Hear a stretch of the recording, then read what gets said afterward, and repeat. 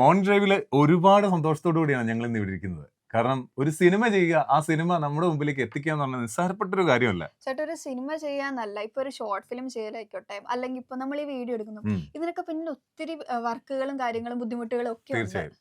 അപ്പൊ ഇങ്ങനെ ഒരു സെറിബ്രൽ പാൾസി എന്ന് പറഞ്ഞ അസുഖം ബാധിച്ചിട്ടുള്ള ഒരാളാണ് ഈ ഒരു സിനിമ ചെയ്യുന്നെങ്കിലോ. അതെ, അത് നമുക്ക് ഭയങ്കര പ്രചോദനമുള്ള ഒരു കാര്യമാണ്.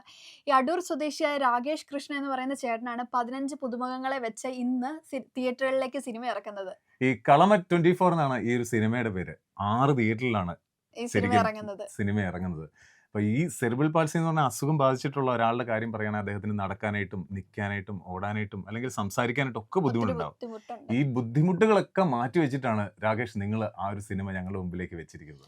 ഈ ചേട്ടന്റെ സിനിമ എടുക്കാനായിട്ട് പ്രൊഡക്ഷന് വേണ്ടി വർക്ക് ചെയ്തേക്കുന്ന CMK പ്രൊഡക്ഷൻ ഹൗസും അതുപോലെ തന്നെ സിനി കെ പ്രൊഡക്ഷൻസ് എന്നൊക്കെ പറയുന്ന ഒരു യൂണിറ്റ് ഒക്കെയാണ് ഇതിനു വേണ്ടി പ്രൊഡക്ഷന്റെ കാര്യങ്ങളൊക്കെ ചെയ്തിരിക്കുന്നത്. അവർക്കും വലിയൊരു കയ്യടി. കയ്യടി പറയാണ്. കാരണം കാരണം ഇങ്ങനൊരു സിനിമയ്ക്ക് സിനിമയ്ക്ക് വേണ്ടി അവരും രംഗത്തോട്ട് വന്നല്ലോ. എന്തായാലും ഇങ്ങനെയുള്ള ഒരാൾക്ക് വേണ്ടിയിട്ട് ഇങ്ങനെ ഒരു സിനിമ ചെയ്യുമ്പോഴത്തേക്കിന് ഇത്രയും പ്രൊഡക്ഷൻ യൂണിറ്റും ഇത്രയും ആൾക്കാരും ആ നാട്ടിലുള്ള ആൾക്കാരും മൊത്തം എല്ലാവരും ഭയങ്കര നല്ല സപ്പോർട്ടാണ്. സപ്പോർട്ടാണ്. അപ്പോൾ എന്തായാലും കൂട്ടുകാരുടെ വലിയൊരു സപ്പോർട്ട് ഉണ്ട് സപ്പോർട്ടുണ്ട്. രാകേഷിന്. അപ്പോൾ എല്ലാവരുടെയും സപ്പോർട്ട് ഉണ്ട്. അപ്പോൾ ഞങ്ങളുടെയും ഒരു വലിയ സപ്പോർട്ട് പറയുകയാണ്.